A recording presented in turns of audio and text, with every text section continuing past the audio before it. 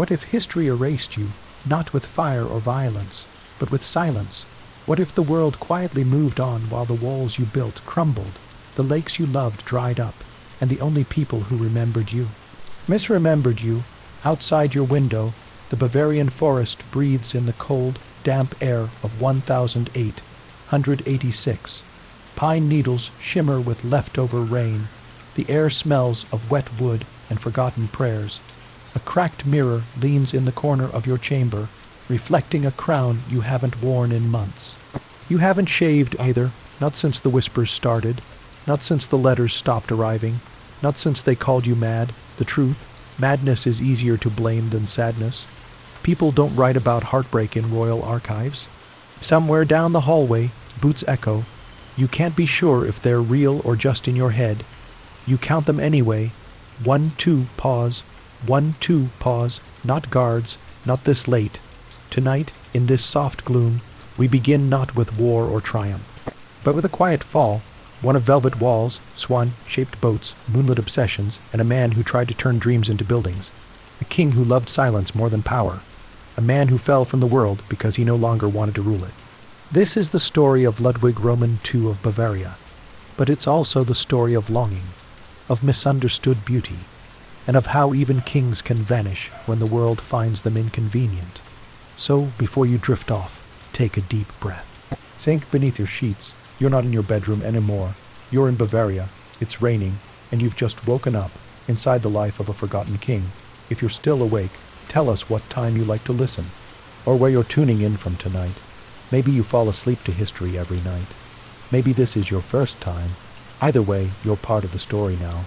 Like, subscribe, and if your eyes are still open at the end, maybe join us for part 2. You wake to the sound of dripping water. Outside, a slate, gray sky presses against the stained glass windows of your castle. The air is still and damp, the way it gets when the fire hasn't been lit. You're not cold exactly, just aware that warmth is a thing you used to care about. You rise slowly. You've learned not to rush. The silk robe you slip on used to feel luxurious. Now it feels heavy. Worn at the edges, you almost trip over the hem again. You really should have it tailored, but no one comes anymore. Not since they declared you unfit. The year is 1886. You are King Ludwig Roman II, or at least that's what they still call you on paper. You haven't ruled for months. You haven't spoken to your ministers in weeks. But the swans still glide across the lake below. The same lake you swam in as a boy. The one your governess warned you was haunted. You believed her, but you swam anyway. You liked the feeling of sinking, of silence. Even then, the walls of Neuschwanstein Castle. Your castle are quiet now. Not the lively quiet of serenity, but the stale quiet of absence. There are no diplomats arriving, no orchestras rehearsing, only your footsteps and the whisper of drafty stone. A tray sits outside your chamber door, eggs untouched, black bread, soggy from the rain that drips through a crack in the ceiling. You smile faintly. The chef still believes you eat. You don't. Not really.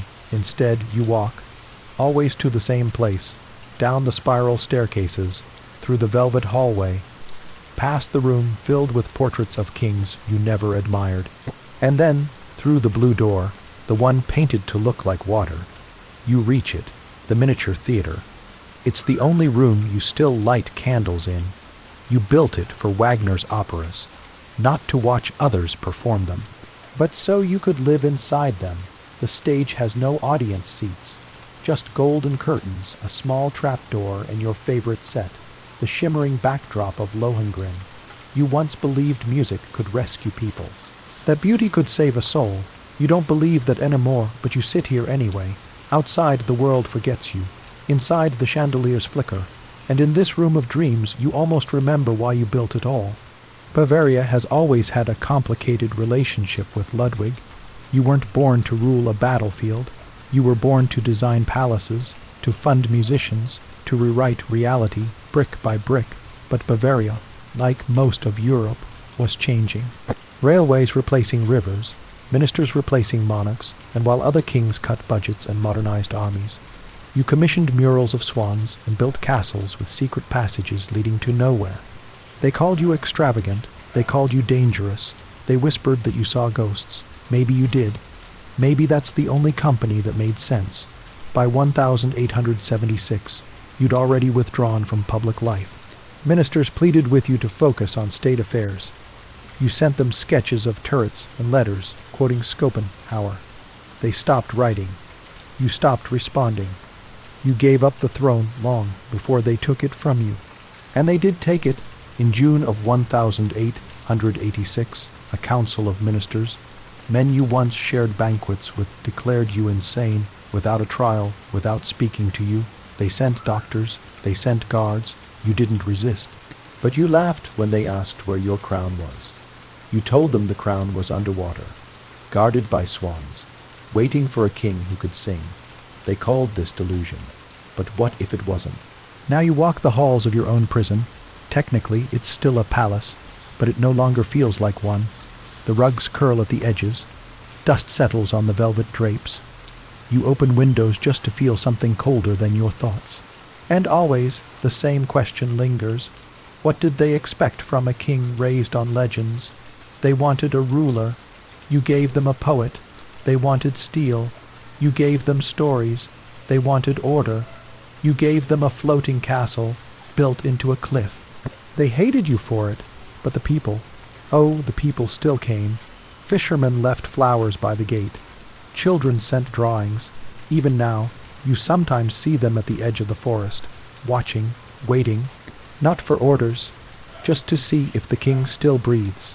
In your journal, one they'll never publish, you wrote, "The world rushes toward noise. I long for silence, not because I fear sound, but because I am full of it already." They didn't understand that. And perhaps they never will. Night falls slowly over Bavaria. A soft drizzle begins. The castle seems to sigh with it. You climb the western tower for the last time today. The stairs are uneven, worn smooth by years of your pacing. You know every chip in the stone, every whisper in the wind. Below, the lake darkens. Your reflection disappears. You close your eyes and imagine a world where kings are allowed to be kind, where loneliness is not a diagnosis, where beauty is not called madness. It is sometime past midnight now. You can't be sure. The clock stopped working weeks ago. You didn't call anyone to fix it. Let the hands stop turning, maybe time will too. You lean your head against the cold stone window. Outside, the rain has grown heavier. It strikes the carved gargoyles and shutters with a rhythm that almost feels musical, like footsteps retreating or approaching.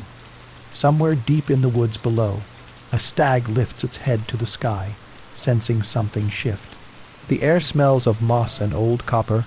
You breathe it in, slow. Your chamber is dim, lit only by the ghost orange flicker of a single oil lamp. Shadows stretch across the ceiling. Your once golden slippers sit untouched by the door, half covered in dust. You haven't worn them since the day they brought you here from Neuschwanstein. You were told you were being taken to rest, but you were taken to be forgotten. You are not in Neuschwanstein anymore. You are in Berg Castle, now smaller, less imagined. The walls here are real, not made of fairy tale, and just across the grass waits the lake, Lake Starnberg. You remember it well, before the palaces, before the madness, before the ministers who spoke in hushed voices behind locked doors. This was where you came to hide from the court. You would lie flat on your back in a rowboat, letting it drift where it pleased. Sometimes you'd bring books. Mostly, you brought silence. You liked the stillness. The way the water did not rush to be understood. The way the trees bowed over it, as if even they respected something ancient and deep. Now the lake waits again, but tonight the silence feels different. Earlier today, they let you walk the grounds, not alone, of course, always watched. Dr. von Gudden, the man who signed your madness into fact, walked with you. He was polite. Too polite. You spoke little. The path was muddy. A heron startled at your approach. You remember it clearly, the blur of gray wings and water. You mentioned Wagner. He said nothing. You asked if he believed in dreams. He changed the subject. Eventually, you asked if he believed in mercy. He looked at you like a puzzle he no longer had time to solve. History claims your death was an accident, drowned, around 6:30 p.m. found floating near the shore. The doctor drowned too, clothes soaked, pockets heavy, no water in your lungs, no sign of struggle, no answers. They said it must have been a fit of delusion, a suicide, a shared madness. But you remember every second. You remember choosing to walk without shoes. You remember the cold grass beneath your feet. You remember how the lake looked like a mirror, and how the wind finally stopped. You remember turning back once, just to see if anyone would call you home. No one did. Let's pause here, just a moment. Let the soft dread settle in your chest like a stone dropped in still water. Because this wasn't just about Ludwig. This was about all of us who dream too loudly, who build too beautifully, who feel too deeply. They don't make room for that, not in court, not in history, not in Bavaria. You were never mad, not truly. You were strange, unfitting. You spent more on stage curtains than military parades. You quoted Goethe at cabinet meetings. You once had dinner alone with an empty chair meant for Louis Roman 14. But you also created things people still journey to see. You built Linderhof, a palace of mirrors and moonlight, where the fountains sing for no one. You built Herrenchium, see your tribute to Versailles, half finished, mostly abandoned. And of course, Neuschwanstein, a castle made not for battle, but for longing. Towers that scrape the sky just to feel smaller. Halls painted with operas, balconies facing nothing but fog. You built that while they whispered, you built that while they plotted, and still you built. Later that night, when the castle had gone quiet, you walked alone to the library. Books still lined the shelves, books you'd ordered personally. Some were never opened. Some were read until the spines broke. You found one of your favorites, The Sorrows of Young Werther. You didn't cry. Not that time, but you did hold the page where Werther writes, "I am proud of my heart alone. It is the sole source of everything, all our strength, happiness, and misery." You copied that line once into your journal. Underneath it you wrote, "And what is a heart, if not an inconvenient truth? You slept poorly. You always do now. But this night, the last night, the dreams were different. You dreamed of swans, not gliding, but circling. You were standing in the middle of Lake Starnberg, and they came to you. Each one carried something in its beak, a broken scepter, a crown too small, a letter that dissolved before you could read it. They did not speak. They only stared, as if waiting for your answer. When you awoke, the air was already changing. A storm had passed. The ground was damp again, and the lake was still, too still. You dressed without help, white tunic, the one with the gold embroidery you always liked. You skipped breakfast. No one stopped you, not this time. The truth of what happened next will never be known. History prefers its neat endings. You walked into the lake. Dr. von Gudden followed. No witnesses, only silence. Later, they would say your body was found 25 paces from the shore, your lungs empty. Your boots missing, a broken watch, a mystery sealed in water, but you were never trying to disappear. You were trying to go home, not to Berg, not to Munich, but to the place where kings don't have to rule, where beauty isn't foolish, where quiet isn't called illness, where the swans still wait. History remembers you as Mad Ludwig. Tourists take pictures in front of your castles now. They say things like, "He was eccentric, wasn't he?" And "What a waste of money." They don't see the loneliness carved into every wall. They don't see the weariness beneath every arch. They don't see the boy who once thought stories could save him. But tonight, you do, because you are him. You've walked the halls. You've watched the rain. You've heard the silence. You know how it feels to be unwanted in a world that praises power and punishes wonder. You know how it feels to love quietly and be punished loudly. You know how it feels to build something, only to be erased by the ones who never could. And so, dear listener, as the waves of Lake Starnberg ripple out into the darkness, and the memory of Ludwig drifts deeper into the centuries, a question remains, suspended just above the surface. What if the mad ones were never mad at all?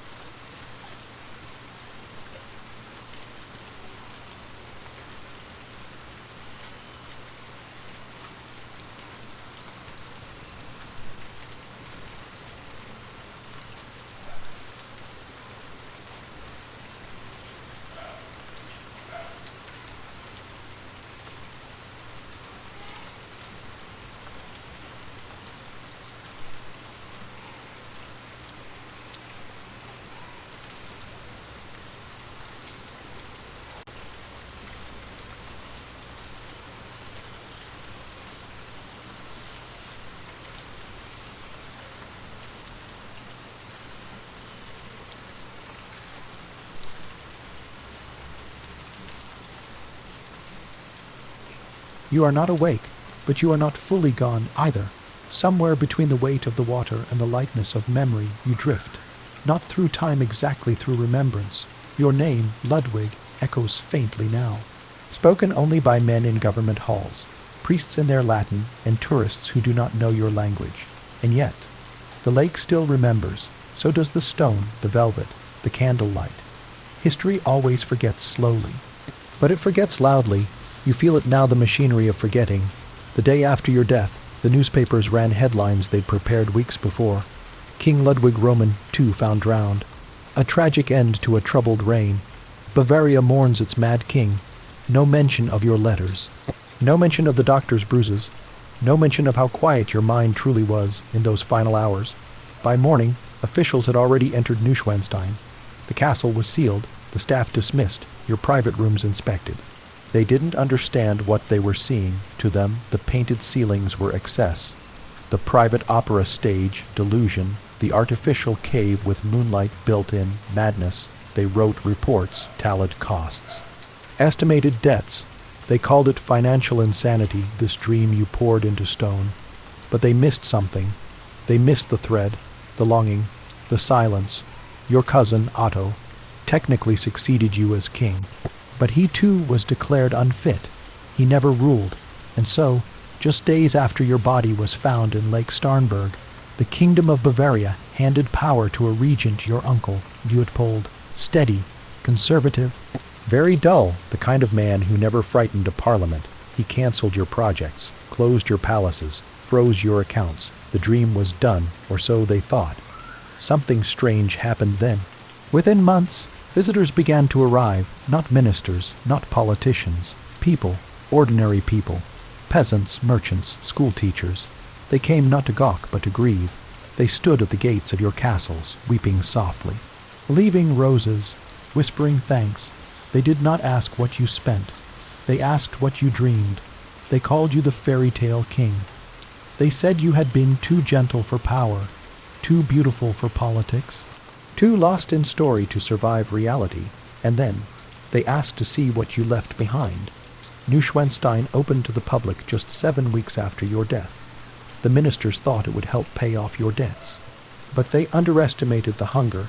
People came by the hundreds, then thousands, then tens of thousands, every year.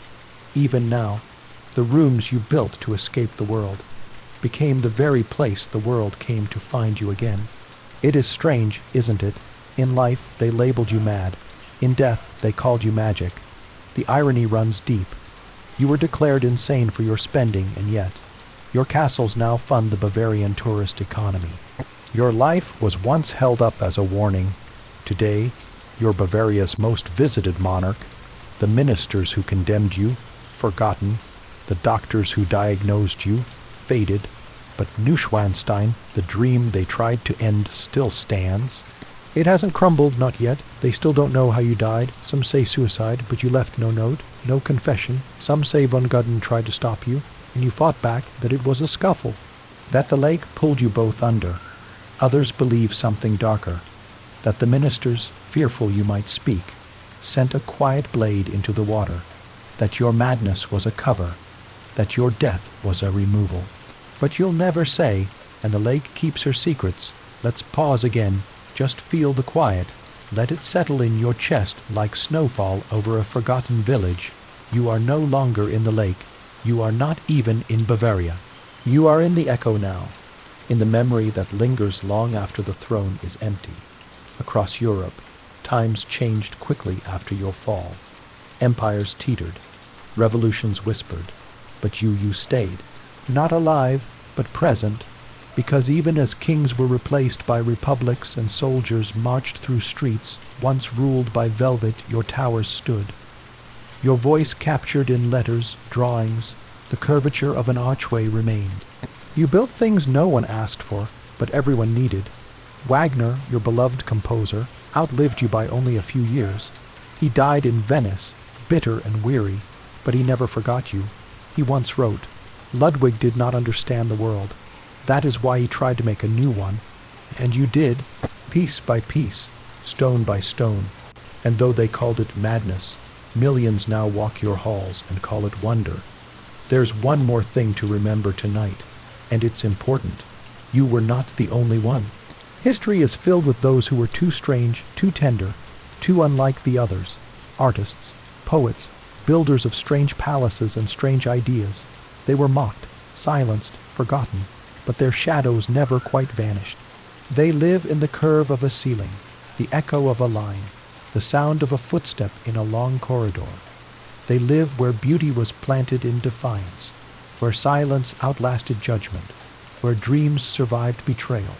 And so, the next time you stand in front of something extraordinary, something too grand, too fragile, too unnecessary to be practical, remember Ludwig. Remember that it was once called foolish, then tragic, then beautiful, then sacred. The lake is still there, quiet, reflective, cold. No one swims in it at night anymore. They say it's cursed. But maybe it's just full of memory, of footsteps that didn't make it back to shore. And as you drift now slowly, gently into sleep, let one question cradle you in its arms. What if the world made space for those who dream too much?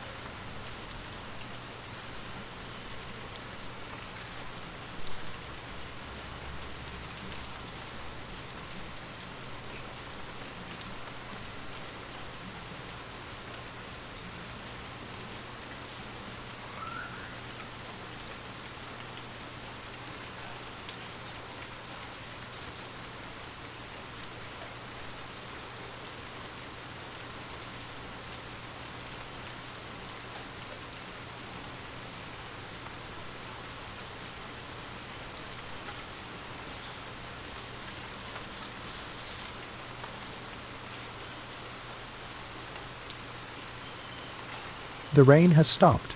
Not long ago, your story ended in water. But time, like memory, does not obey straight lines. It coils, it fades, it resurfaces when no one is watching. Tonight, we walk not through your life, but through what was left behind. We are not in the lake anymore. We are in the after. You're gone, Ludwig, but your castles, your strange, glorious, unfinished dreams still breathe. Neuschwanstein, the castle that was never meant to be lived in. The one with corridors shaped like forests, ceilings painted like legends, a throne room with no throne. You planned it for 20 years, only lived in it for 172 days. Then the world took it from you. And now, it is one of the most visited places in Europe, not for history, but for the feeling, the way light hits the windows in winter, the way mist clings to the tower like memory refusing to let go. But let's go back for a moment to the days right after you died. Ministers argued over what to do with your castles. Some wanted to sell them. Some wanted to tear them down too strange, too indulgent. One minister said plainly, no good Bavarian should weep for a man who filled the treasury with murals. But others, quietly, disagreed, and then the crowds came, ordinary people, women with threadbare shawls, children with their lunch wrapped in paper, teachers, bakers, cobblers. They walked the gravel paths you once walked alone. They didn't care about the politics or the costs. They stood beneath your towers and whispered things you were never told in life. He must have been kind. He must have felt so much. This is too beautiful to destroy. The irony never ends, does it? In life, you were punished for dreaming. In death, your dreams paid the kingdom's debts. Neuschwanstein, the most impractical castle ever built, saved Bavaria. And yet, even as the ticket lines grew longer, the stories stayed quiet. The guides called you eccentric, romantic, unstable. They showed tourists the golden hallways, but not your journals. They pointed to the opera paintings, but never read the letters you wrote alone at night, asking if beauty was a form of prayer. They gave the world your architecture, but not your ache, and yet, some visitors noticed. A child might linger at the artificial grotto, the cave you had built inside your castle, lit with colored lanterns to mimic moonlight. A teacher might pause at the mural of Parsifal, tracing the sorrow in the knight's eyes. A lonely man might sit on a stone bench and wonder what kind of king builds staircases that go nowhere. In Herrenchiemsee, the palace you modeled after Versailles, they found whole rooms unfinished, empty shells. A staircase that led to blank walls, a marble hallway where no one ever walked. They laughed at first, called it delusion, but the silence in those rooms said something else. That maybe you weren't trying to impress anyone. Maybe you were just trying to leave a shape behind, to say, in stone, I was here, I tried to build something kinder, and then there was Linderhof, your smallest palace, the only one you finished, built not for guests, not for banquets, not for display, but for solitude. Here you dined alone. You had a table that rose through the floor, so servants wouldn't have to enter. You ate in silence. Outside, fountains danced for no one. Inside, every wall whispered opera. This was your favorite place, not Neuschwanstein, not Versailles, Linderhof, because no one expected anything of you there. Sometimes late at night you wrote in your journal, I am not a ruler, I am only a listener.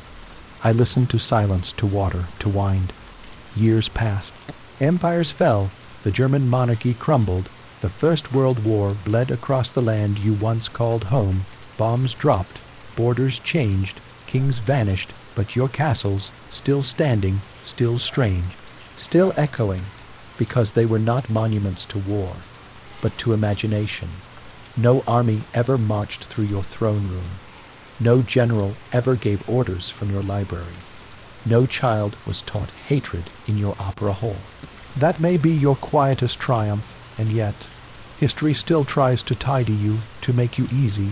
They say you were misunderstood. They say you were a tragedy. They say your story ended in water. But those who look closely know better. They know it didn't end there. It stretched on, through corridors filled with painted light, through gardens no one tends, but everyone visits, through notes Wagner never wrote down, but you still hear if you close your eyes just long enough. In modern Bavaria, you are everywhere. Your face is on souvenirs, your name on gift shops. Neuschwanstein is the model for Disney's Sleeping Beauty Castle. You, Ludwig the King, who was removed for dreaming too much, helped shape the dream of the modern fairy tale.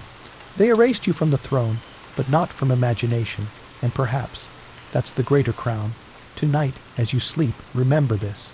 Some kings are measured by wars, others by wealth, but you are measured by wonder. You didn't build castles to show power. You built them because you didn't fit the world you were given. So you made another, and even if it never fit you back, it held you.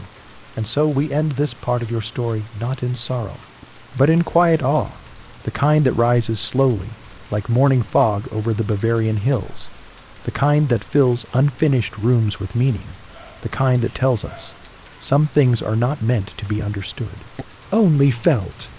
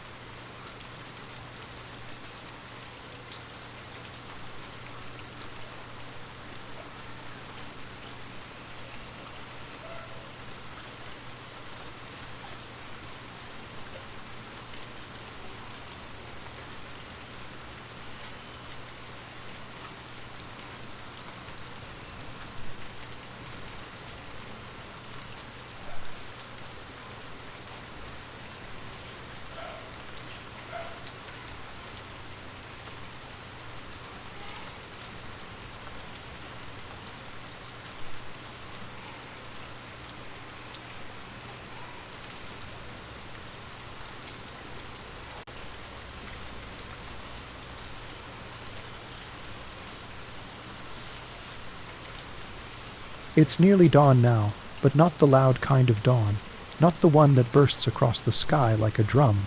This is the other kind, the pale blue one, the kind that tiptoes, the kind that seeps through curtains and settles in corners, where it waits softly to be noticed.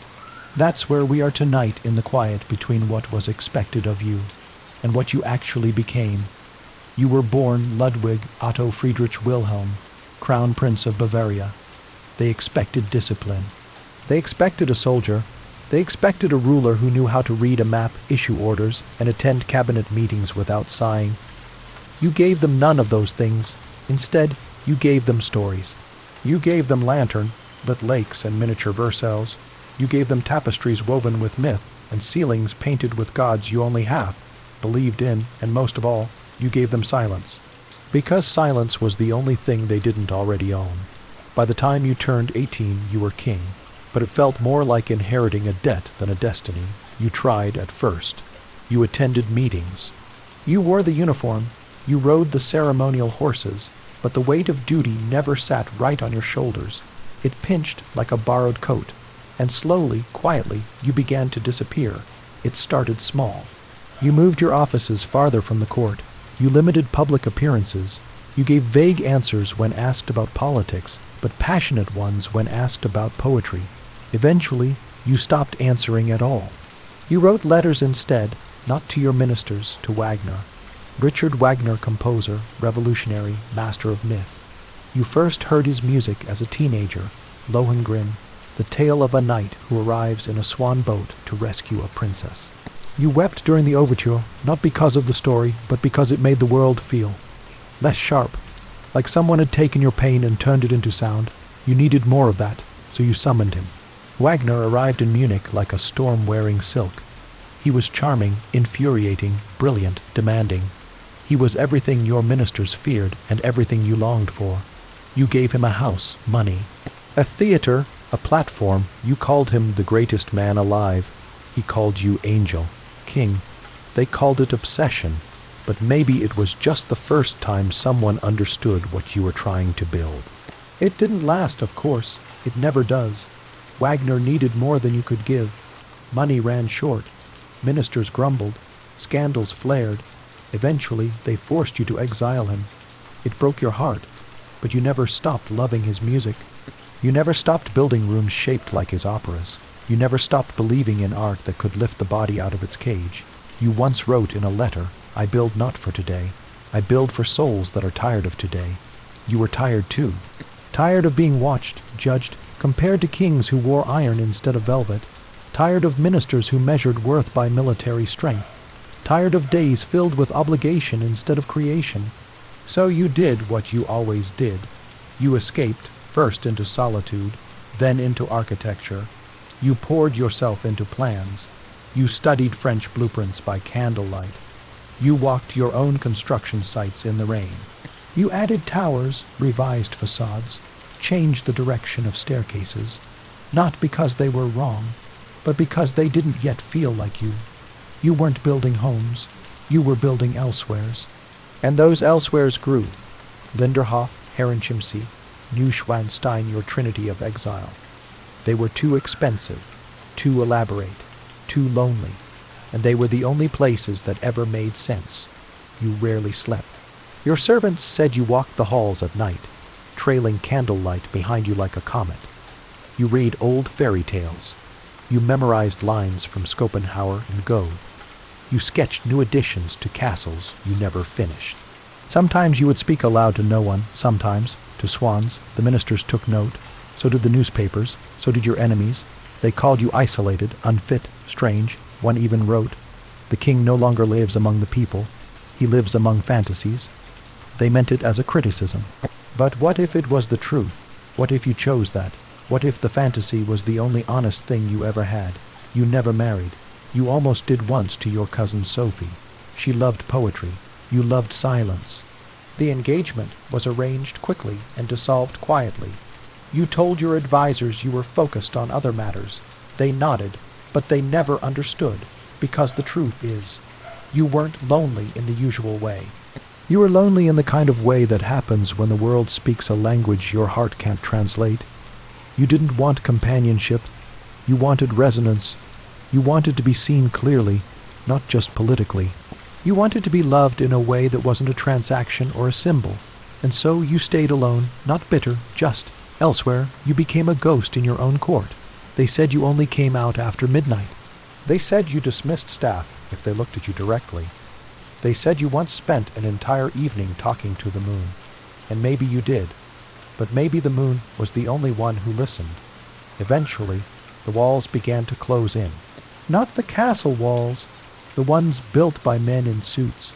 They grew tired of your spending, your debts, your absence from state affairs, and so, quietly, behind heavy doors and thicker silence, they planned, not your removal, your diagnosis. They would not dethrone you.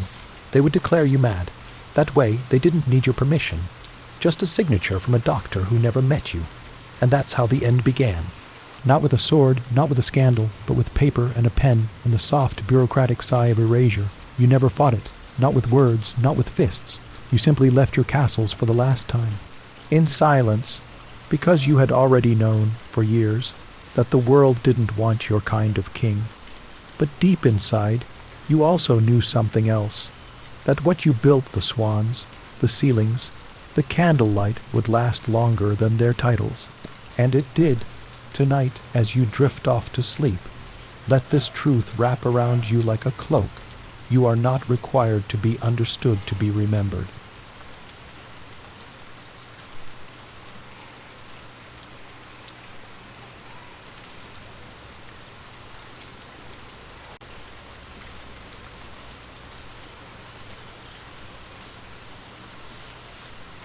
You wake, but not with a start. You wake like mist rising from the surface of a quiet lake, slowly, softly, without knowing where you end and the water begins. You are not a king anymore, not in title, not in duty, but the crown still lingers, not on your head in the space between your shoulders, in the ache that never left. It is spring now. The year is 1886. The air in Munich is thick with flowers and secrets. Somewhere nearby, a document is being passed from one hand to another. The seal is broken. The ink is still wet. The signature at the bottom does not belong to you, and yet it will decide the end of your reign. They had been planning for months. They called it a necessary intervention. They used words like financial disorder, state instability, moral concern. But what they meant was, you were in the way. You had stopped attending council meetings. You had rejected the new constitution draft. You had dismissed the demands of Parliament. Instead of policy, you chose poetry. Instead of industry, you chose architecture.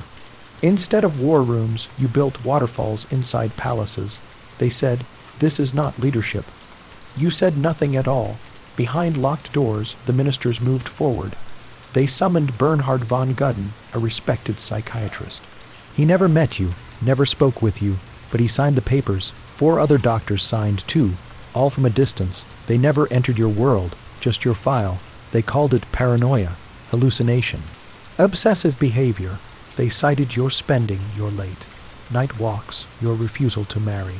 They labeled it all under one word, insane, and with that word, you were no longer king.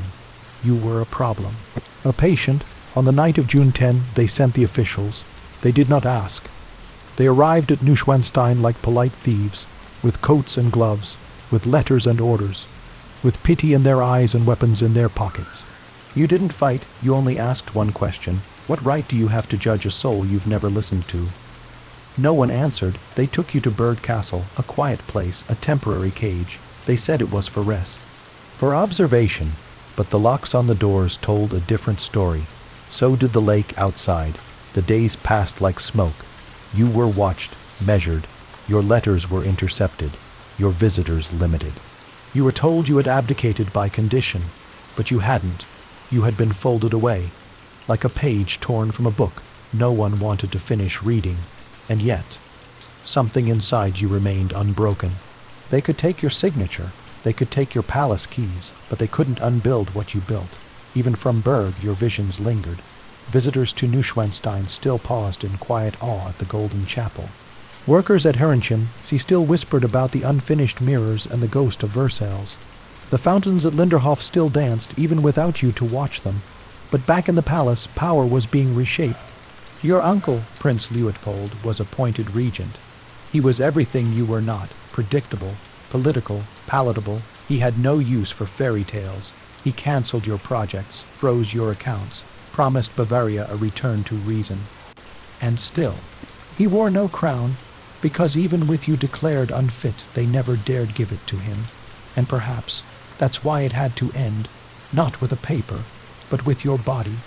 3 days after you were removed from the throne, they let you walk by the lake. For fresh air, they said, Von Gudden accompanied you. No guards, just 2 men walking beneath a leaden sky, the grass wet, the silence deep. You didn't return, neither did he. They found you both hours later, floating, lifeless, side by side, and that should have been the end. A tragic conclusion to a troubled reign. A warning about kings who dream too much. But history isn't finished with you, not yet. Because no autopsy was performed, no investigation, your lungs were empty, no water. The doctor had injuries, a blow to the head. No witnesses, no answers, just a nation told to move on. Just a story closed before the final chapter. But the questions remain even now. Did you take your own life? Or did someone decide it was time to erase you completely?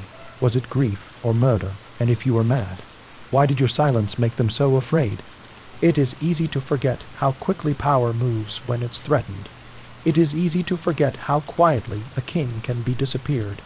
No war, no exile, just a change in the official paperwork and a body in the water. But memory does not drown so easily. You left behind more than palaces. You left a shape, a feeling, a world not designed for kings, but for the souls who never found a place to belong. And in that way, you were never removed, you were released. So tonight, before your eyes fall shut, let this thought settle at the edge of your dreams. Sometimes the quietest kings leave the loudest echoes.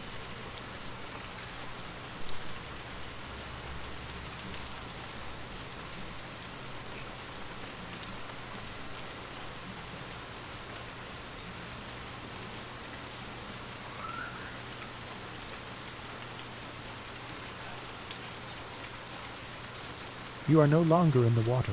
You are no longer in the palace. You are somewhere else now, somewhere between memory and myth. It's quiet here, but not empty, the kind of quiet that hums with presence. A room after music, a page after the last word, a lake after a ripple. This is the space where legends begin. In the weeks after your death, Bavaria did not erupt in protest. There were no revolts, no banners, no furious chants outside the palace gates. Instead, there was mourning, small, personal, unwritten. Peasants laid wreaths beside the chapel at Hohenschwangau. Teachers read Wagner's Tannhäuser aloud in empty classrooms. Fishermen claimed they still saw your silhouette, wet walking the banks of Lake Starnberg at dawn. Your death didn't end you, it magnified you. They buried your body in Munich, in the royal crypt beneath St. Michael's Church. Your heart by tradition was removed and placed in a silver urn at the Nadenkapelle in Altona. A church where Bavarian royalty had left their hearts for centuries, but yours felt different. People didn't come just to honor a king. They came to mourn a soul who had dreamed louder than history allowed. The press moved on. The ministers resumed their meetings, but the people did not forget. They told stories, softly at first. Stories that didn't care about documents or decrees. They said you weren't mad, only misplaced. They said you spoke to animals because they were the only ones who didn't lie. They said your castles were maps not of land, but of longing. They said the swans on the lake never left because they were waiting. Still waiting. Some claimed you never died at all, that your body was a decoy, that you escaped into the Alps, lived out your days in silence, writing music under a false name, planting white lilies near a nameless cottage. Of course, none of it is true, but stories don't need truth. They need ache. They need wonder. They need someone who didn't belong but built beauty anyway, and that is what you became, not a ruler. Not even a man, a mirror, a symbol of what happens when softness survives. It didn't happen all at once. Your reputation took years to shift. In the early 1900s, tourists still came out of curiosity. not reverence. They snapped photos, pointed at the murals, mocked your eccentricities, but slowly something changed. A new war arrived, then another. Bombs fell across Europe, palaces burned, thrones shattered, empires collapsed. The old world ended, and still your castles stood. Not because they were strong, because they were made of longing. After the Second World War, Neuschwanstein was nearly seized by Allied forces. Nazi officers had stored stolen art there, tucked behind your murals.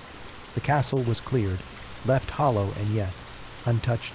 The stones held, the swan carvings survived, the echo remained.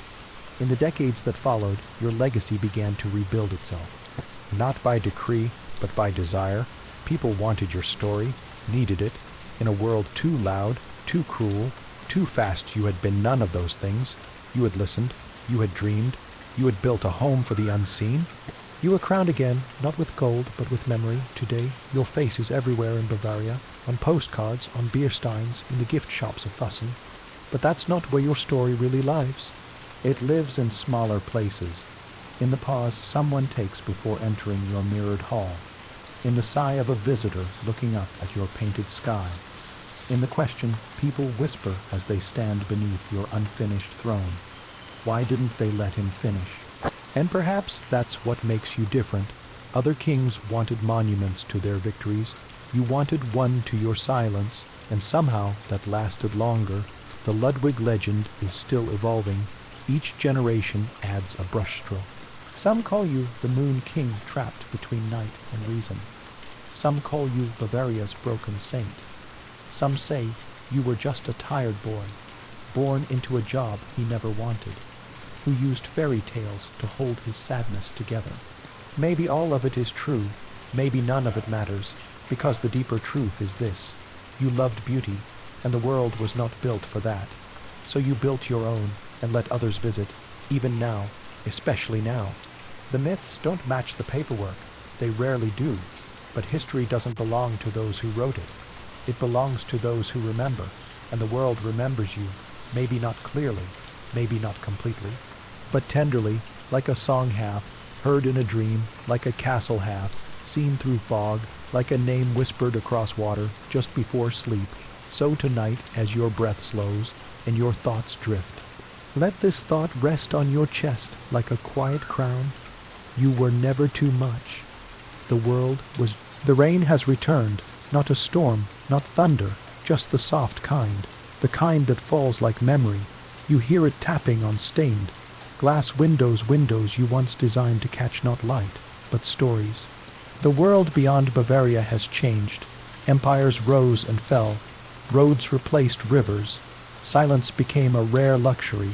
But even as time moved forward, something of you remained, not in history books, not in speeches, but in the quiet corners where beauty is still chosen even when it isn't practical. You see it in the museums, in the paintings that no longer match fashion, but are still visited like cathedrals. You see it in the theaters, not the big ones, but the tiny ones where a handful of chairs sit in a room of fading curtains, and someone sings Wagner to a crowd of 6. You see it in every hand-built thing. Every doorway carved for no reason except love. Every garden grown not for food, but for peace. That's where you live now, not as a man, as a permission. After your death, your castles didn't just become tourist destinations. They became templates. Architects studied your floor plans, even when they scoffed at your taste. Writers visited your halls and described them as fevered dreams painted in stone. Designers borrowed your motifs. Hollywood copied your towers. Walt Disney stood before Neuschwanstein and said, "This is where magic begins." And just like that, the castle you built for silence became the castle the world would dream in. But the imitation never captured the ache, the softness, the reason, because you didn't build fantasy for spectacle. You built it because reality refused to hold you. You were not escaping responsibility. You were surviving it. That's what some still miss. They say you were lost in illusion. They say you spent too much, dreamed too wildly, believed too deeply, but they don't see the resistance in that. They don't see that every painted ceiling was a refusal to accept that the world must be hard to be strong. a refusal to accept that logic is the only currency of value, a refusal to be small just because others were comfortable with that. You were not mad, you were insisting that beauty was reason enough, insisting that stillness was strength, insisting that one man, even a misunderstood king, could choose something softer and make it last. And others noticed. In the decades after your death, artists began writing about you, not just in German, across Europe, even across oceans. They didn't write about your policies, you had few. They wrote about your defiance, your loneliness, your refusal to be loud. You became a symbol to poets who feared conformity, to composers who wept over rejected scores, to anyone who has ever been told that softness is weakness, that beauty is excess, that solitude is shameful. Virginia Woolf once wrote, "Every secret of a writer's soul, every experience of his life, every quality of his mind is written large in his works." She could have said the same about you. You didn't write novels, but your castles were your autobiography. Your ceilings were your pages. Your silence was your thesis. And every turn, it was a sentence no one expected you to finish, but you did. In gold, in glass, in velvet, you became inspiration, not because of power, but because of tenderness, because of how much you felt, and how little space the world gave you to feel it. That's what echoes. Not the crown, the ache, and yet the irony follows you still. Your face appears on coins even though you hated money. Your name sells souvenirs though you never wanted to be sold. Your castles host light shows and tour groups, though you built them for solitude.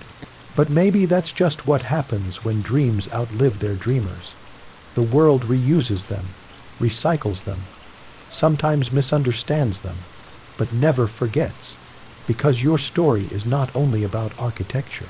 It's about permission, permission to not belong, permission to leave things unfinished, permission to value music over meetings, swans over soldiers, art over empire, permission to live quietly, even when it costs everything. So many people go through life trying to be understood. You didn't. You just tried to be true to the part of you that loved too much, to the part that wept at chords and sketched ceilings in the margins of royal decrees, to the boy who wanted peace more than praise. And peace in the end is all you got, in the lake, in the silence, in the fog that still drapes itself around Neuschwanstein every morning, like a ghost that refuses to vanish. The world still argues about you. Were you mentally ill? Were you a tyrant, a fool, a saint? But you are none of those things now. You are a castle in the mist. You are candlelight on old stone. You are the echo of a song no one ever finished writing. And tonight, if your mind is still wandering, if you are wondering whether you are too much for the world to hold, remember this: so was Ludwig, and still he built, still he believed, still he remained. You are not the only one who dreams in defiance. Now let that thought rest beside you, like a soft cloak drawn across your chest. You do not have to be understood to leave something beautiful behind.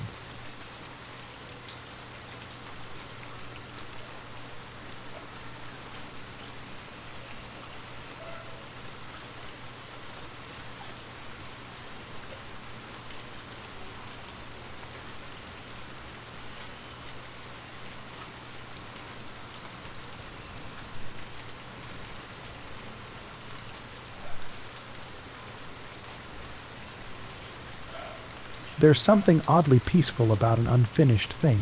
It doesn't demand resolution. It doesn't insist on perfection. It just lingers softly, like fog in a valley, like a story with one page missing and no one minds. Tonight, we walk through one of those stories, the final shape Ludwig tried to build before the world stopped him. It sits quietly in the Bavarian Alps, Neuschwanstein, his most famous dream and his least finished. He planned more than 200 rooms, only 15 were completed. No throne ever arrived for the throne room. No bed ever sat in the guest chambers, but the walls still speak, not in words, in intention. You see, Ludwig didn't need completion. He needed creation. Each drawing he approved was a breath. Each gilded carving a heartbeat. He wasn't building a castle. He was building space, space where the world could be quiet. Space where longing could be shaped into stone. Space where sorrow could become something sacred. Some say Neuschwanstein was a monument to failure, too costly, too elaborate, too impractical, but they misunderstand the purpose. It was never meant to function.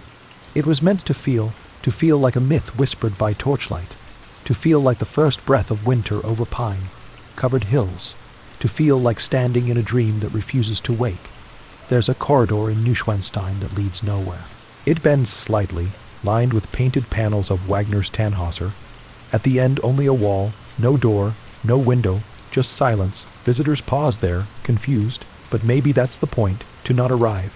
To walk for beauty, not destination. To see the world not as a line, but a loop. A moment held, not solved.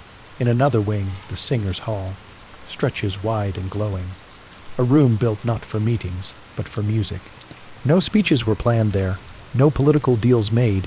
It was meant to echo, that's all. A space where sound could stretch and return, like memory revisiting itself. And then there's the throne room. By far the grandest, its floors are marble, its ceiling painted with saints. The chandelier drips gold, but the throne, never delivered, never even built, just an empty platform, 6 steps up, and then nothing. Most people don't know that. They look up, admire the ceiling, move on, but if you pause, if you step closer, if you let the silence speak, you'll feel it, that the missing throne is more powerful than any that might have stood there. Because it asks something. It asks, what if power was never the point? What if the king who built this room left the seat empty? Because he knew what power costs.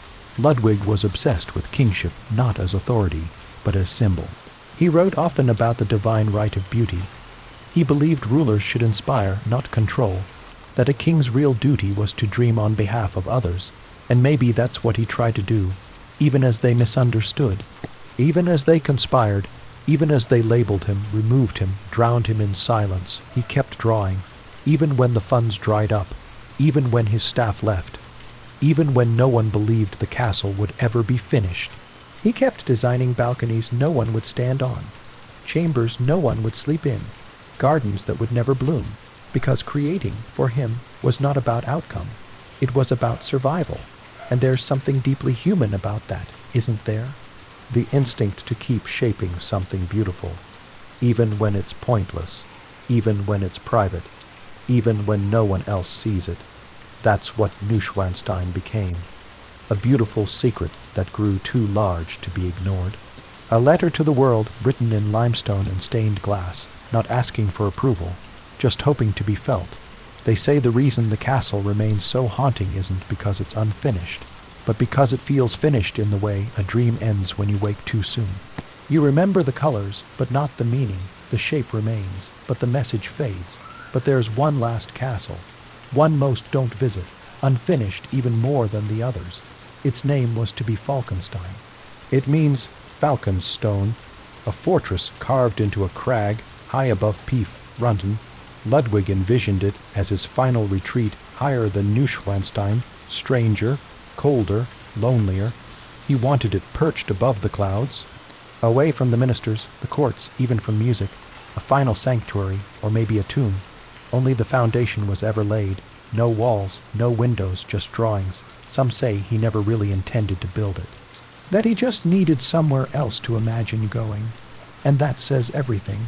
Because Ludwig was always imagining his way out of duty, out of politics, out of the too tight uniform of royalty, and into something kinder, quieter, more resonant. And in that sense, Falkenstein wasn't a castle. It was a symbol of escape, of yearning, of the last breath a dream takes before silence closes in. Tonight, that silence is yours. The world outside your room may be noisy, but here in this story, in this dream, we walk slowly. You are walking alone again, but not through marble halls. Not this time. This path is simpler. Gravel crunches under your feet. Tall grass sways gently at your sides. The air smells of pine and evening mist. A scent that wraps around your thoughts, soft and slow, like sleep arriving without asking. There are no guards, no advisors, no chandeliers humming with gaslight, just distance and time. This is the part of Ludwig's story where the crowds thin out. where the tour groups move on to other castles, where the documentaries fade. This is where the man becomes quiet again, and so do we, because Ludwig's legacy wasn't made in marble. It was made in solitude, the kind that doesn't feel poetic or dramatic, but cold, long, and unyielding. The kind you sit in for years, while others talk about you in rooms you're not allowed to enter. The kind that teaches you to find beauty. Not in being heard, but in stillness. Ludwig was born surrounded by attention, but attention is not care, and as he grew older, the distance between how people saw him and how he felt inside widened. At court, they called him aloof. In council, they called him irresponsible. In public, they called him the Moon King, as if his pale skin and late hours were something to laugh at. But no one ever asked the gentler question, what if he was just? Lonely, not the kind of loneliness that craves company, the other kind, the kind where you have company but still feel alone, because no one hears the same music, no one sees what you see, no one understands why the sky makes you sad for no reason at all. Ludwig once wrote, "I do not seek the world, I seek a place without it." And he did.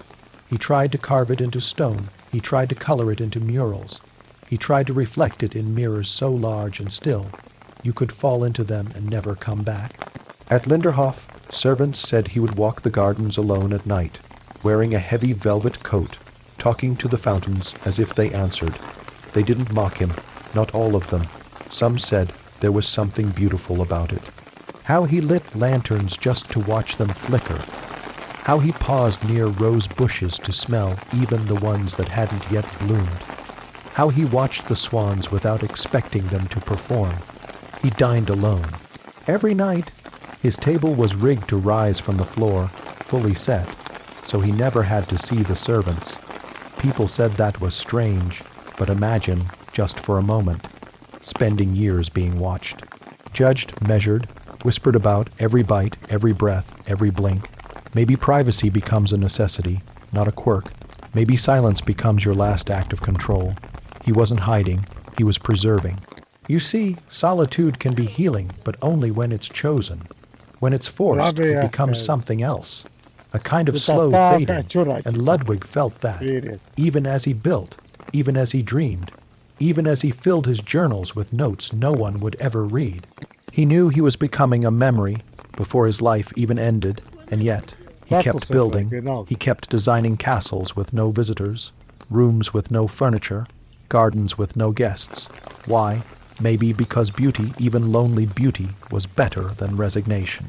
Maybe because if the world refused to understand him, he could still shape a world of his own, one made of echo and moonlight, one that did not need explanation, only presence. That's why so many people across generations, across languages, feel something when they enter Neuschwanstein. They don't always know why, they don't always care about the history, but they feel it, the ache, the gentleness, the invitation. It's a castle, yes, but it's also a mirror. One that shows us a truth we rarely say aloud, that there's a kind of holiness in being misunderstood and choosing beauty anyway. Ludwig didn't need to be right. He didn't need to win arguments. He didn't even need to finish his castles. He just needed to create, to prove maybe only to himself that imagination mattered, that quietness wasn't emptiness, that sorrow could shape stone into sanctuary, and in that way, he succeeded, far more than his enemies ever expected, because they built politics, and he built resonance, they wrote laws, he wrote longing into architecture, they built governments, he built spaces that outlived them all. Tonight, as you lie in your room, let your own solitude feel softer. Let Ludwig walk beside you not as a king, but as a companion, someone who also felt too much, someone who also wished for silence, someone who also asked in his own quiet way, is it enough to build? The lake is still there, quiet, wide, unmoving. Lake Starnberg, once called Lake Worm, the place where your body was found, face up, eyes closed, and yet it never felt like the end. Too many things were left unsaid. Too many truths whispered, but never confirmed. Too much silence. And silence, as we've seen, is not absence. It's weight. It holds more than noise ever could. You're not in the water anymore, but tonight we return to its edge. Not to mourn you, to understand you, to listen not to what happened, but to how it lingers. There's a small cross near the shoreline now, white, painted iron. It marks the spot where your body was pulled from the shallows on June 13th, 1886. Tourists pass it without stopping. Locals nod quietly when they walk by. It's not grand, but neither were your final hours. They were strange, still. Too quiet for a king, and maybe that's why the lake continues to haunt. Not because of what it reveals, but because of what it refuses to explain. There was no official investigation, no inquest, no autopsy, no royal inquisition. Your lungs were dry. The doctor's watch stopped at 6:54 p.m. And no one, not one person, saw what happened between the shore and the silence. They just found you there, gone. But the lake remembers, even now, when the surface looks like glass. Even now, when birds skim across it, unconcerned.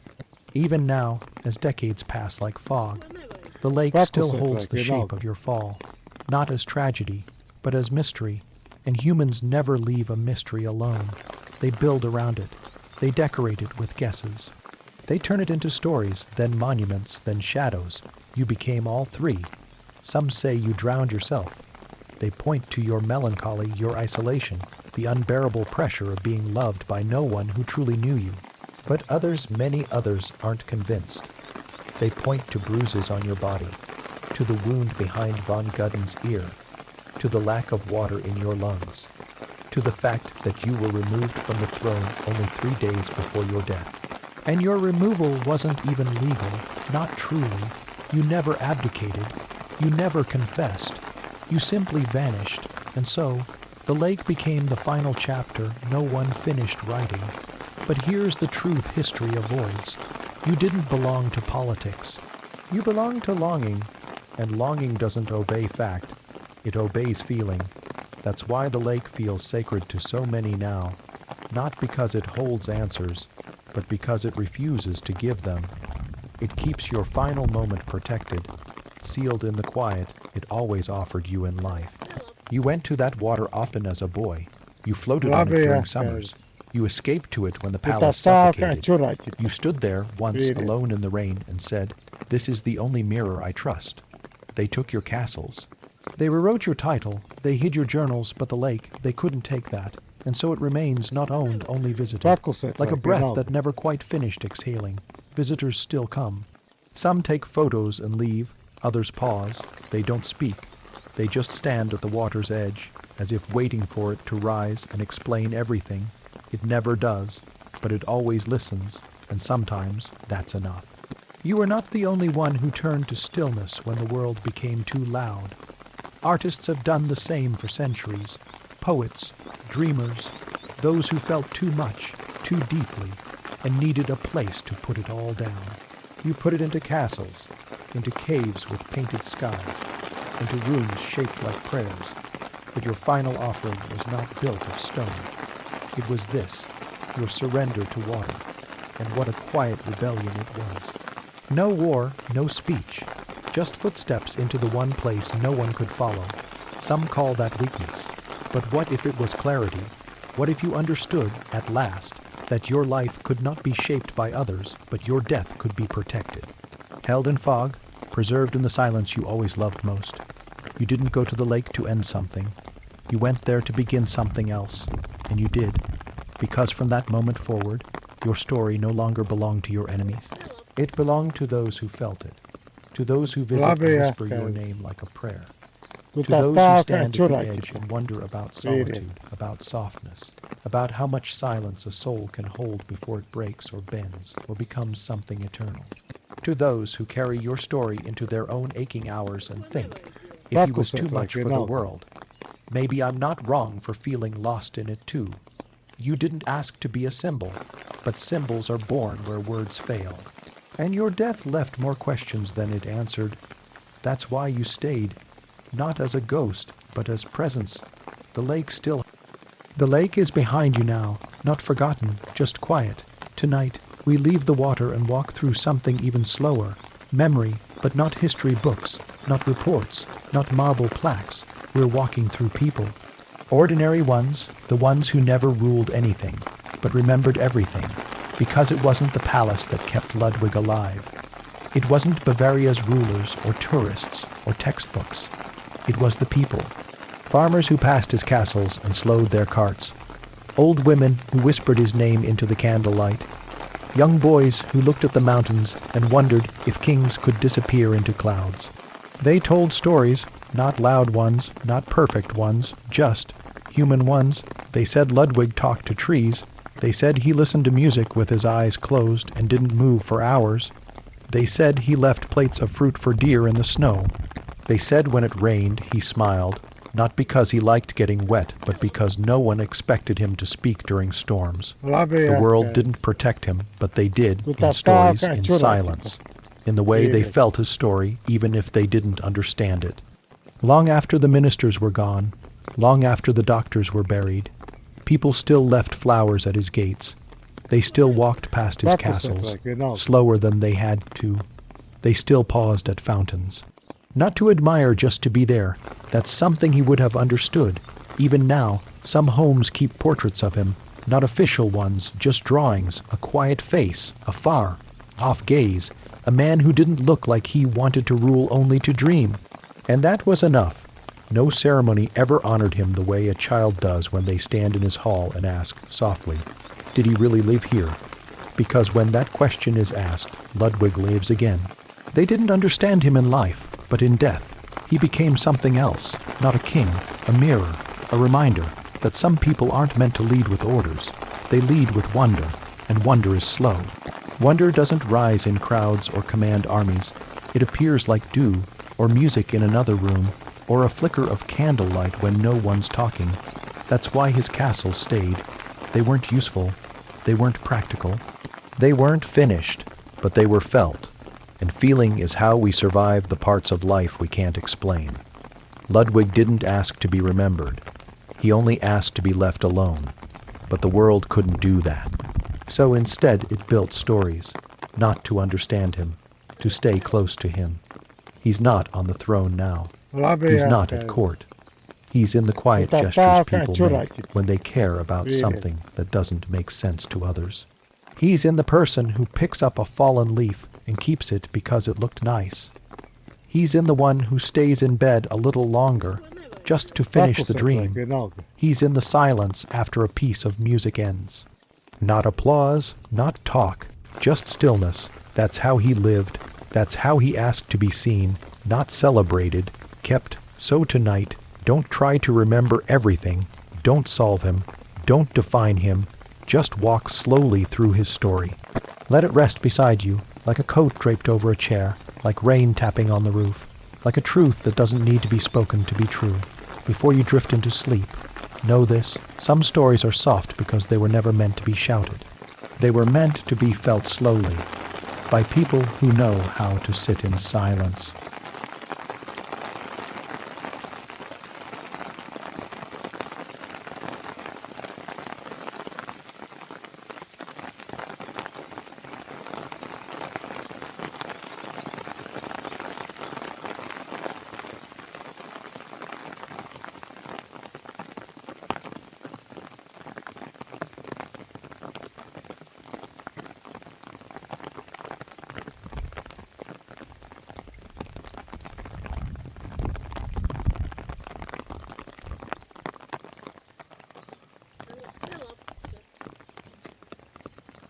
Labi, jā, skaidrs.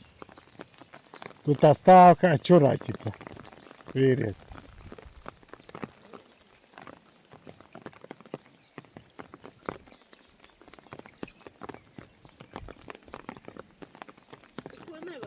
Paklusēt vajag vienalga.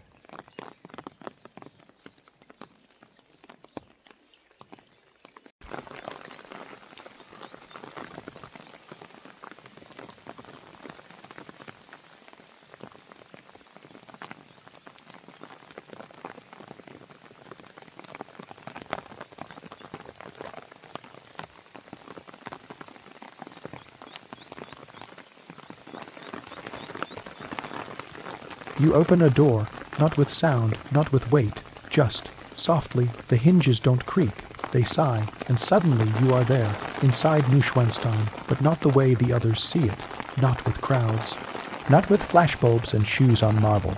No, tonight you are alone, just you and the echo. The air smells old like wood that has kept secrets, stone that remembers voices. The velvet curtains are heavy. Dust moves like fog. You can hear your own breath. You don't disturb anything. You only walk, slowly, one step, then another, like you've always belonged here. This isn't a palace, not really. It's a memory. A painting stretched into hallways, a song pressed into walls, a dream that never wanted to wake. You turn a corner, the Swan Knight mural greets you, Lohengrin, Ludwig's favorite. A knight arrives in a boat pulled by a swan. He cannot tell his name, he cannot explain his purpose. He must only be, and for that. He is feared, loved, misunderstood, sent away. Ludwig saw himself there. You can, too. You pass under the blue vault.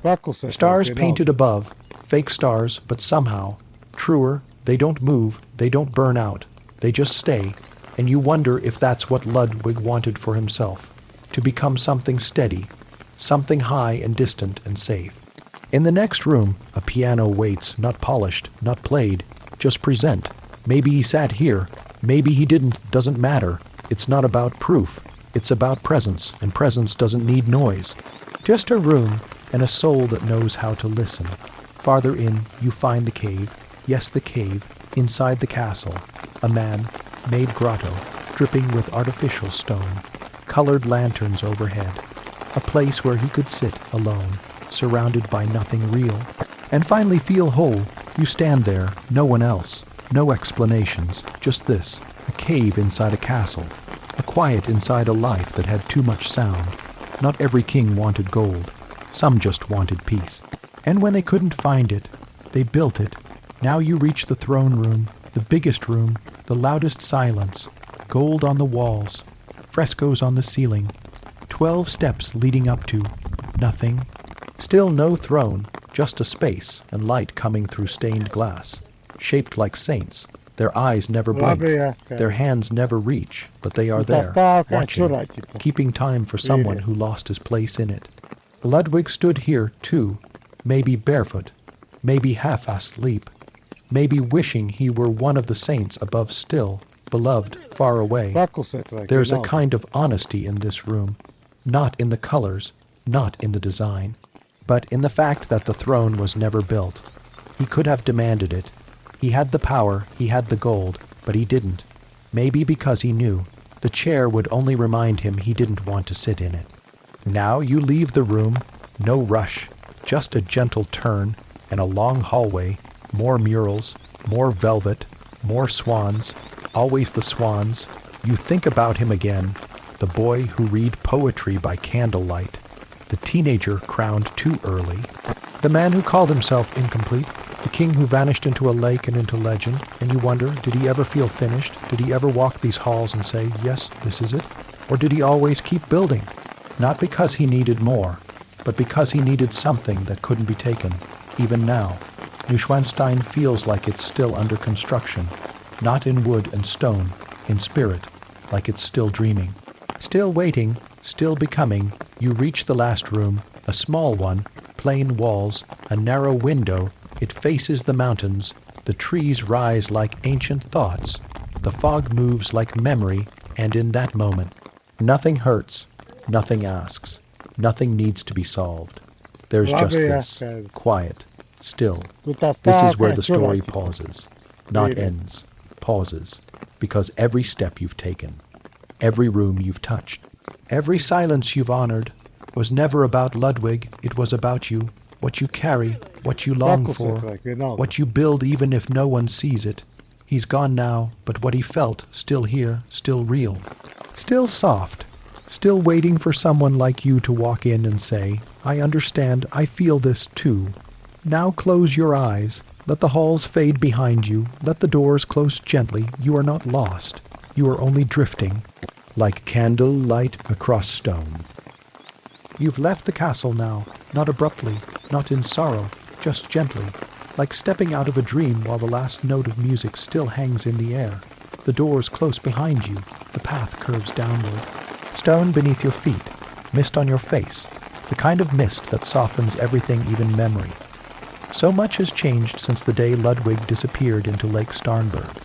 The world grew louder, faster, busier, empires ended, machines arrived, towers rose where trees once stood, but somehow his castles remained, not by force, not by law, but by feeling, the ministers who removed him, forgotten, the doctors who diagnosed him. Names in dusty files, but Ludwig, still here, not just in architecture, in something smaller, something slower, something human. When Neuschwanstein opened to the public, it was practical at first. They needed money. The state wanted to pay off his debts. They expected curiosity, a trickle of visitors. Instead, the people came in waves. They filled carriages, then trains, then buses, not just nobles, everyone. Farmers with mud on their boots stood under gold-painted ceilings. Fathers lifted children to see swan murals better. Mothers ran their fingers across velvet drapes, whispering, "He lived like this." And somewhere in those quiet footsteps, something shifted. The castle stopped being his. It became theirs, but not in a greedy way, in a tender way. They walked softly. They whispered. They cried, not because they knew him, but because they recognized something. A kind of ache, a kind of wish, a kind of loneliness that didn't ask for rest, you only understanding. And that's where his real legacy began. Not in power, not in money, but in the pause. The pause people took when they entered a room and didn't know what to say. The pause before the guide spoke. The pause at the throne that never held a king. The pause at the lake's edge, where even birds seemed to fly more slowly. Ludwig had been erased from politics, but he became something more durable, a presence. In the decades that followed, his life was studied, analyzed, fictionalized. Some called him a victim, others a madman. Some romanticized his sadness. Others tried to strip it clean, but none of it stuck. Because the truth of him is not in records. It's in resonance, and resonance can't be filed away. It hums, it lingers. It finds people when they don't know they need it. Artists began painting his castles from memory. Writers placed him in their stories sometimes as a shadow, sometimes as a ghost, always as a mirror. Musicians composed in his name, not grand symphonies, just small things, simple, gentle, the kind of music that fills quiet rooms at dusk, the kind he might have played when no one was listening. And people like you began to feel less alone when they read about him, not because they lived the same life, but because they carried the same questions. What if I don't belong? What if I feel too much? What if the world wants noise, and I only have silence? Ludwig didn't answer those questions. He just lived them, and that was enough. He didn't try to be a symbol, but he became one, not for perfection, but for sensitivity, not for strength, but for beauty, not for conquering, but for caring too deeply even when the world said that was dangerous, and in that way, he taught us something, quietly, long after he was gone, that it's okay to build slow things in a fast world. It's okay to value beauty that no one else understands. It's okay to leave something unfinished if it was built with love. And so tonight, if your mind is tired, if your heart feels too soft for the world outside, let this thought settle gently on your chest. You are not alone in feeling like a stranger among noise. You're part of a long, quiet lineage of those who dream differently. And Ludwig misunderstood, silenced, forgotten dreamed for you too. Тут оставка чура, типа. Верит.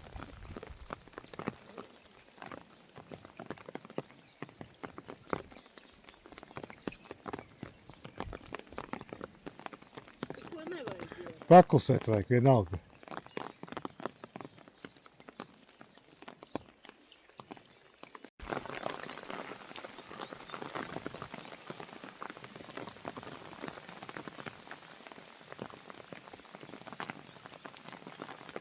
It's quiet again, not because the story is over, because you've reached the part where nothing needs to be said. You're sitting in it now, the stillness Ludwig left behind. You feel it in the space between thoughts. The weightless kind of silence, the kind that asks nothing, except to be felt, because this was his gift. Not castles, not drama, not mystery, but meaning. The world moves fast now. You know this. It asks for attention. For output, for answers, it doesn't often ask you to pause, but that's where Ludwig still lives, in the pause. In the moment, someone lingers beside an old stone wall and runs their hand across it. In the second before a violin note begins. In the way a person might sit at the edge of a lake and not take a picture, just breathe. Ludwig didn't leave a message, he left a tone, one that hums softly underneath the noise of history, and when you slow down enough, you can hear it. You're hearing it now. It's the sound of feeling deeply without needing to explain why. The sound of being misunderstood but choosing beauty anyway. The sound of loving something no one else sees. And building it anyway. Not all legacies come from power. Some come from permission, and that's what Ludwig gave. He didn't lead armies. He didn't expand borders. He didn't write reforms, but he gave you permission. To feel, to dream, to be soft even when the world isn't, and that's how his life echoes now. Not as a blueprint for kingship, but as a blueprint for being. He showed us it's okay to be different. It's okay to not want the throne you're handed. It's okay to step away from what hurts and walk toward what soothes. Even if the world calls it madness, he wasn't trying to escape reality. He was trying to repair what it broke, with light, with music, with silence, and in that. He succeeded more than any king who ruled by force. There's a quote that floats around quietly. No one is sure if Ludwig said it, but it feels like him. I would rather live in my dreams than wake in a world that does not understand them. Whether he said it or not, he lived it. And through that, he gave something rare. Not just a story, but a space. A place you can return to, not in maps but in moments. When you feel like the world is too much. When your voice feels too small. When your softness feels like a mistake. You can return to his silence, to his halls, to the unfinished throne room, to the lake that swallowed the noise. You don't need tickets. You don't need to believe in myths. You just need to remember. There once was a man who was told he was too quiet, too sensitive, too strange. And instead of hardening, he softened further. And now, people walk through his dreams. They breathe his echo, and they leave feeling just a little more allowed to be who they are. That's what legacy really is. Not fame, not monuments, just a feeling that lingers, a permission that spreads quietly through time. So if tonight you are tired, if your dreams feel fragile, if the world has not made space for the way you see things, Ludwig made that space for you. He carved it in stone. He filled it with candles. And he left the door open. You've stepped into it now, and it doesn't matter whether you stay long. Only that you know it's there, always, just behind the noise, waiting. Let that be enough. Let it wrap around you. Not to fix you, just to hold you, because some kings rule with fear. But others quiet ones still rule with feeling, and feeling never fades.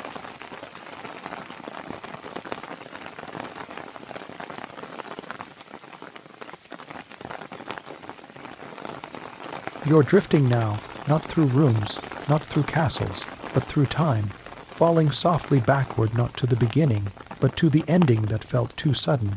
You land gently in the early summer of 186. Bavaria is green, the air is warm, but inside the royal court. The weather is colder, heavy, tight with whispers. They say Ludwig has gone too far.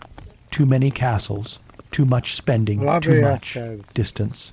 They write letters, they hold secret meetings, and slowly, silently, they begin to prepare something final. You are there, not seen, but present. Like fog in a corner of the room, you hear the doctors speak. They call him mentally ill, but they've never examined him, not once. They read reports written by others. They quote servants out of context. They nod, they agree, because truth is quieter than power. And they've already decided what they want to hear. Ludwig doesn't fight, not at first, not loudly, because what do you do when the people judging you don't see you? He knows resistance won't work. So he does the only thing left. He waits, he hopes. Maybe they'll understand. Maybe they'll pause. They don't. They declare him unfit to rule. They send guards. They escort him from Neuschwanstein, from the dream, from the silence he built to survive them. And then they send him to Berg Castle, a smaller place, not a home, a waiting room, a place where endings are arranged. You're there with him now. Inside those final days, the halls are bare, the windows are locked. The rooms echo too much, not with music, with judgment. And still he doesn't scream, he writes, he sketches, he paces slowly, like a man walking through the last pages of a book only he can read. He watches the lake. His mirror, his oldest companion, and maybe quietly he knows.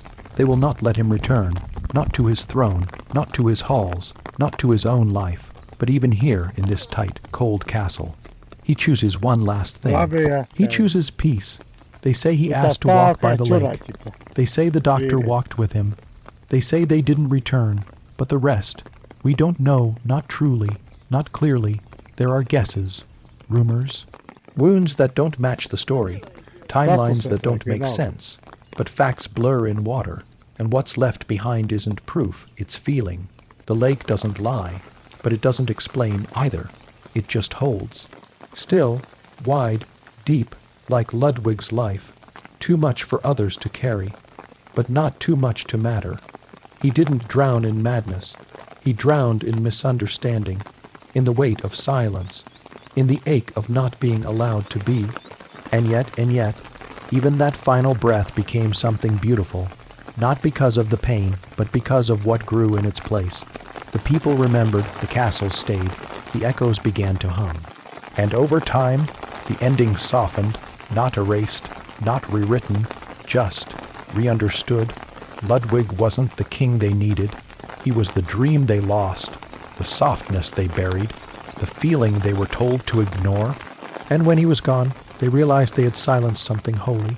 He never saw that shift, not with his own eyes, but he must have felt it coming, in the way the swans circled the lake, in the way his own reflection seemed to wait for him, in the way silence held him like an answer.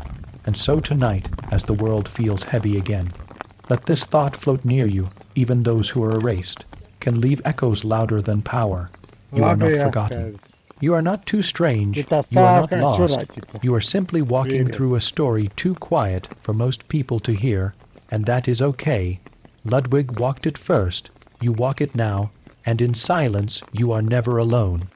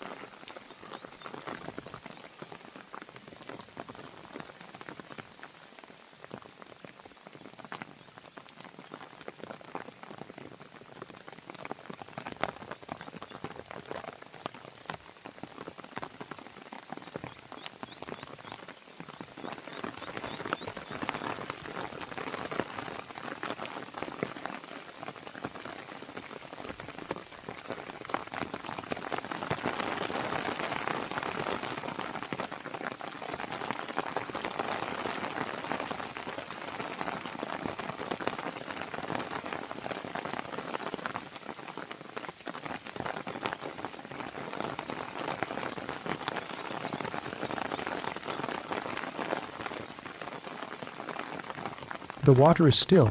You're no longer standing at the lake's edge. You're floating above it now, like a thought, a breath, a memory untethered from time. You look down not at death, but at what remains. Because Ludwig is gone, but his silence still hums. Sometimes legacies are loud, statues, holidays, speeches. But Ludwig's isn't carved into ceremony. It's shaped into something much softer, more lasting. It lives in people who never met him.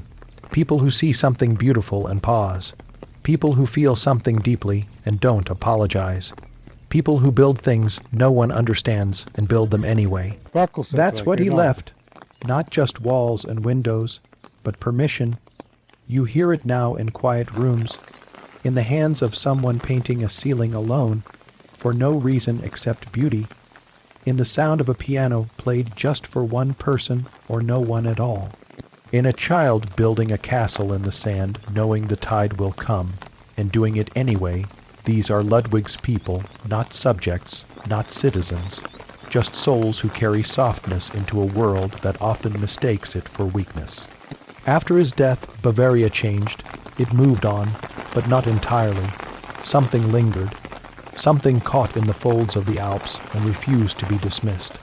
Not the tragedy, the tenderness. Writers began to mention him again.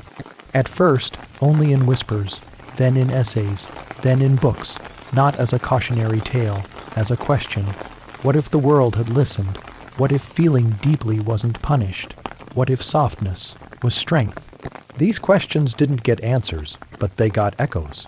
You hear them now in libraries, in museum corners where people stand too long in front of a single brushstroke, in theaters where a forgotten aria makes someone cry not because they understand the words, but because they recognize the ache. That ache, that's where Ludwig lives. He is not a ghost. He is not a saint. He is a mirror, one that shows you what you already carry even if you've never spoken it aloud. Somewhere, right now, someone is sketching a tower that will never be built. Someone is writing a melody they'll never share. Someone is planting a garden for no one to see. And they are not foolish. They are not strange. They are not wasting time. They are continuing Ludwig's work, because in the end, his legacy is not in the past. It's in you, every time you choose stillness, every time you trust your vision, even when others don't, every time you pause in a world that pushes. You are building your own Neuschwanstein. It might not have turrets, or velvet walls, or golden chandeliers, but it has something better, truth. Not the kind you argue, the kind you feel, and Ludwig, he gave you that, not through command, through example, through silence, through the beauty he made when no one believed in it but him.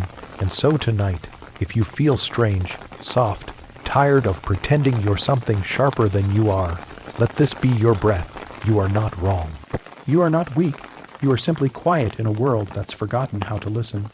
Ludwig listened to swans, to music, to rain tapping on stained glass, and when no one else would listen to him, he built places that would. You can too, maybe not with stone, maybe not with crowns, but with stillness, with care, with beauty no one else sees, until you show them. You do not need a kingdom, you only need a dream and a quiet place to put it.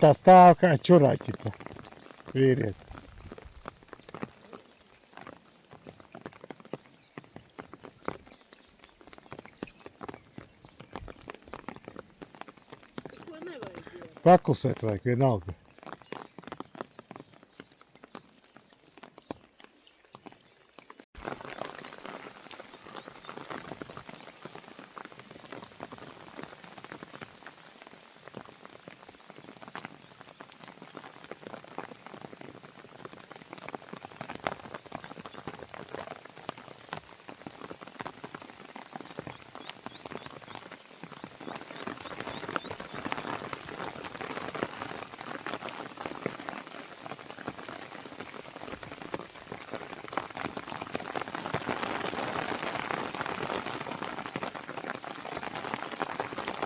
You're almost at the end now, but not in a rushed way, not in a closing, book way, more like the slow end of a song when the last notes linger, floating above silence. That's where you are, in the part where things begin to mean more. Just by staying, we've walked through the castles, we've watched the lake, we've sat in the unfinished throne room and felt the echo of a king who never ruled in the usual way. Now we ask something different. Not what happened, not how he died, but what did he leave inside us? Because Ludwig's story isn't just history. It's memory, and memory doesn't live in the past. It shows up in how we feel when we pause. When we notice, when we let ourselves be soft again. He was a ruler who turned away from ruling, not out of fear, but out of grief. He saw what power could do, how it changed men into machines, how it silenced what was beautiful. So he turned inward, not to escape, but to protect something sacred. He built his own language, not with words, but with walls, with arches, with colors that whispered, with rooms that didn't function, but felt. And that's the kind of story we rarely tell, because it doesn't shout. It doesn't command, it just remains. He wasn't weak. He was resisting. Every quiet step he took away from the court was a step toward something truer. A world where wonder mattered more than rules. A world where silence wasn't failure, it was freedom. He didn't just build castles, he built spaces for those of us who feel too much, for those who need somewhere soft to land when the world turns sharp. And what does that mean for you? It means you don't need to prove anything. You don't need to be loud to matter. You don't need to finish everything to leave something behind. You just have to care. Because Ludwig's story, for all its sorrow, is not a story of defeat. It's a story of survival. He didn't win, but he lasted, not in war, in wonder, not in politics, in presence, not by being understood, by being felt. And when you walk through Neuschwanstein now, you don't remember facts, you remember a feeling. You remember what it's like to see a hallway that leads nowhere and feel okay about it. You remember the way light falls on a marble floor and makes no sound. You remember that sometimes unfinished things are the ones that stay with us longest. That's what he gave, not answers, not victories, but resonance.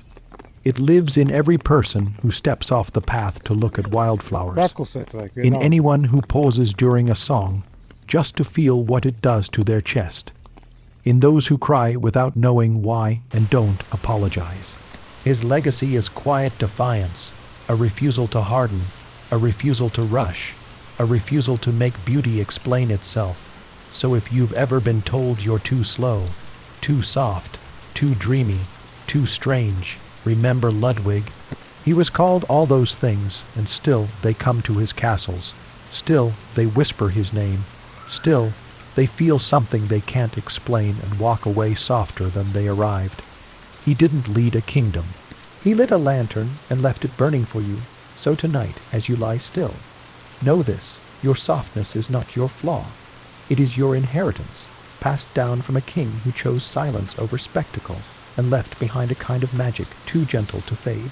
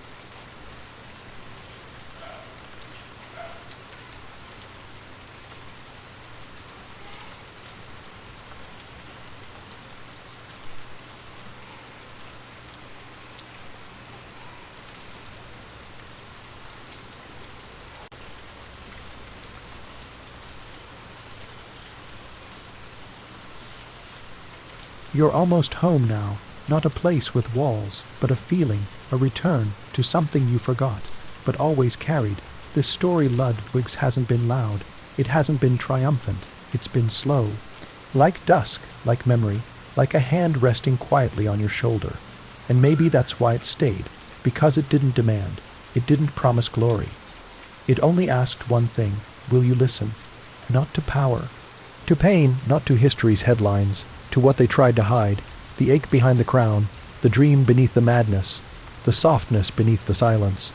We were told this was the story of a mad king. But was it? Or was it the story of a man who felt more than he could say, who built beauty not to impress, but to survive? There are stories like that, always, in every century, in every life. People who step away from the noise, not because they're lost, but because they are trying to find themselves before the world takes too much. Ludwig stepped away, and they hated him for it. They called him unstable, reckless, unfit. They said he spent too much, dreamed too long, slept too late, gave too little to the real work of governing. But that wasn't his work. His work was elsewhere. His work was making silence sacred again, making rooms where feeling was enough, making beauty that outlasted the noise. We forget that history often punishes the quiet ones. The artists, the dreamers, the people who don't want to rule only to rest. But even punished, they still leave marks, not scars, echoes, and that's what Ludwig became. Not a leader, a signal, for anyone who's ever walked through a world that doesn't speak their language, for anyone who's ever felt too much and been told to feel less, for anyone who's ever built something beautiful and been mocked for it. He whispers now through painted ceilings, through unfinished rooms, through the empty throne, through the lake that holds more peace than answers. And maybe that's all he ever wanted. Not power, not applause, just a place where he and others like him could finally belong. Because belonging, for someone like Ludwig, didn't mean being seen. It meant not having to hide. And now 100 years later, 150 years later, longer, he's still not hiding. His voice, once silenced, speaks through your quiet, your pause, your noticing. He lives in small gestures, the person who listens to the same piece of music again and again, just to feel it deeper. The painter who spends hours on a single brushstroke, knowing no one will ever ask why. The dreamer who builds rooms in their mind when the world outside gets too loud. These people aren't mad. They're alive, in a way many forget to be. So tonight, if your world feels like too much, step away for a moment, close your eyes, return to the lake, the mountain, the blue lit hall. Let your breath slow. Let your thoughts loosen and listen, not for answers, for resonance. That's what Ludwig left behind. A feeling, a dream unfinished, but never abandoned, and it's yours now, not to solve, but to keep, softly, like a letter never mailed, but read again and again. Next time someone tells you you're too sensitive, remember, the world was changed by a man who felt too much, and still chose beauty over bitterness. He didn't rule the world. He made space for the ones who needed quiet. And that's a kind of royalty no crown can give.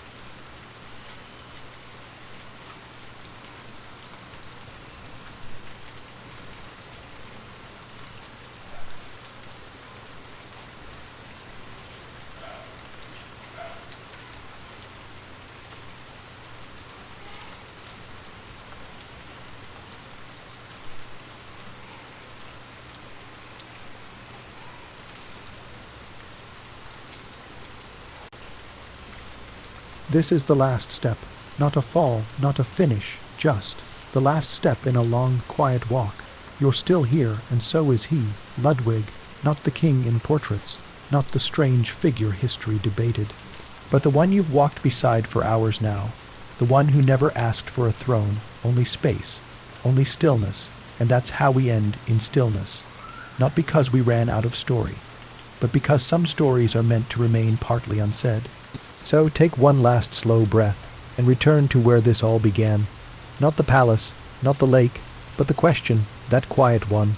What if history erased you? What if your softness made others nervous? What if your silence was misunderstood? What if the world only saw your edges, not your core? Would you still build? Would you still dream?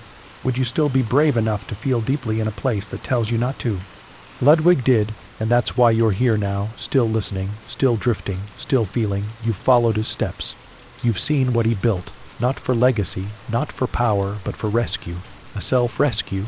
He couldn't change the world, but he made corners in it where softness survived. He couldn't win the argument, but he won something else. He reminded us that being misunderstood is not the same as being wrong.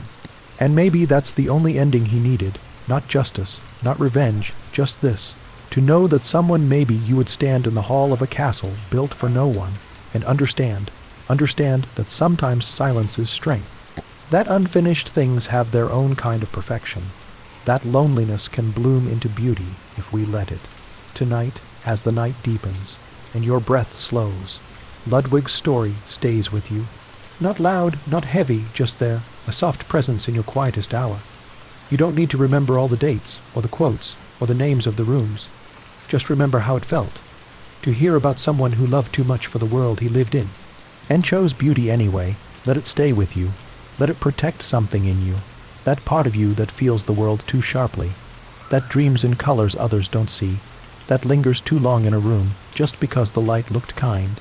Ludwig built for that part of you, and now he rests, not in a lake, not in a grave, but in the quiet places people return to when the world asks too much, the hush between thoughts, the stillness in music, the soft yes whispered inside when you choose to be yourself, even when it's hard. That is where he lives. That is where he reigns, a king not of land, but of feeling. So sleep now. You've walked far, through mountains and mirrors and myths, but none of it was about escaping the world. It was about re-entering it slowly, softly, with the courage to remain tender. Because the final truth is simple, Ludwig did not fall. He faded into silence, and there he finally found what no throne could give him, peace. And maybe you will too, one slow breath at a time, the end. Thank you for taking this journey. Would you like me to prepare the next bedtime series, perhaps another quiet chapter from forgotten history?